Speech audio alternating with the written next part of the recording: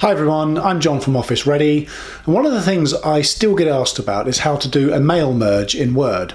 Now, I didn't think people even used mail merges anymore, but they clearly do. So I put together a brief tutorial to show you the basics and how to get started.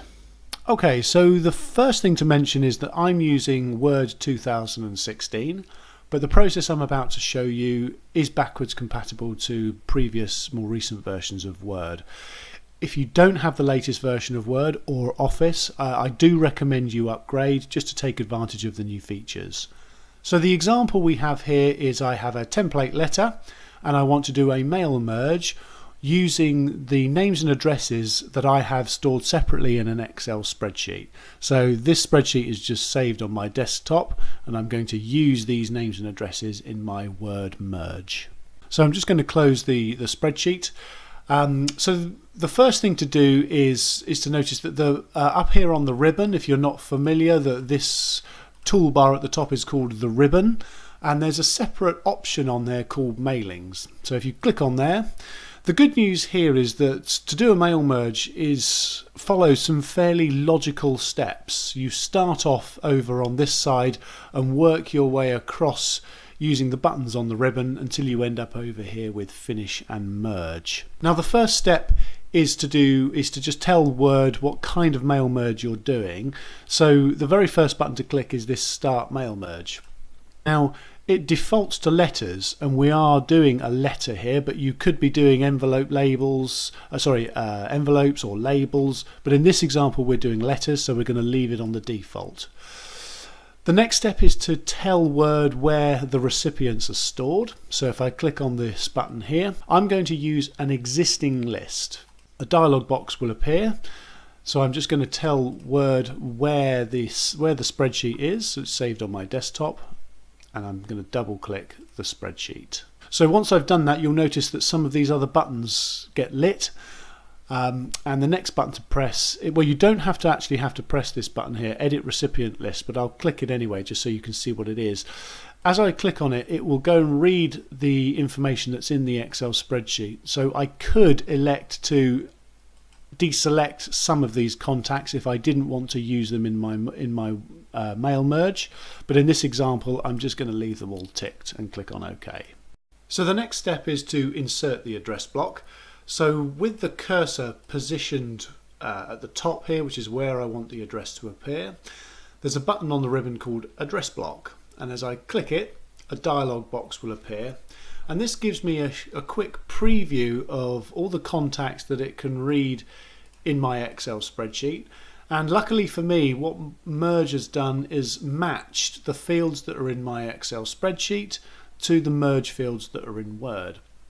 Now, if it hadn't managed to automatically do it, so for example, let's say that postcode wasn't appearing here, you can use this match fields button down here to tell Word which fields in the spreadsheet relate to the merge field in Word. So let's pretend, for example, that it hadn't matched postcode automatically, and we can see that it's clearly missing off the bottom. So in that example, what we would do is we'd come down to the match fields button, and you can see postcode.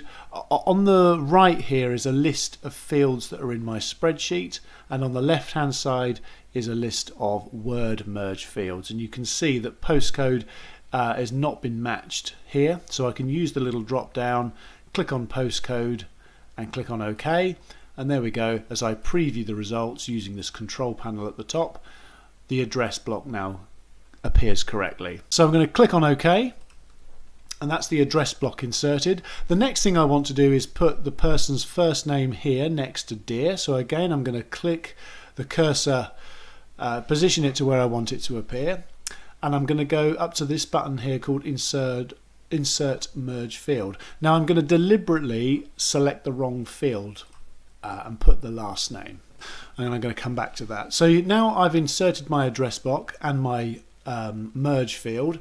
There's a toggle button on here called Preview Results, and as I click it, you can see what it does. It gives me a preview of what the mail merge would look like if I were to run it now, and you can see it's put the address block in there.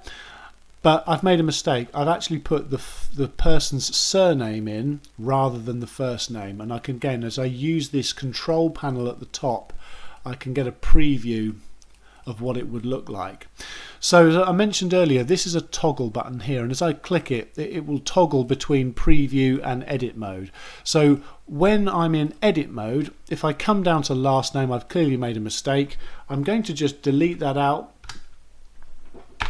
I'm going to go back to insert merge field and put the first name in, which is correct, and then I'm going to press the preview results button, and there we go. That's exactly how I want it to appear. Okay, so I'm fairly happy with that. I like the way that the address and the first name has been pulled in. And then really the last thing to do is to complete the mail merge. And there's a button on the very end called Finish and Merge. And if I click on there, I get a few options. The first one is edit individual documents, and this is the option that we're going to choose.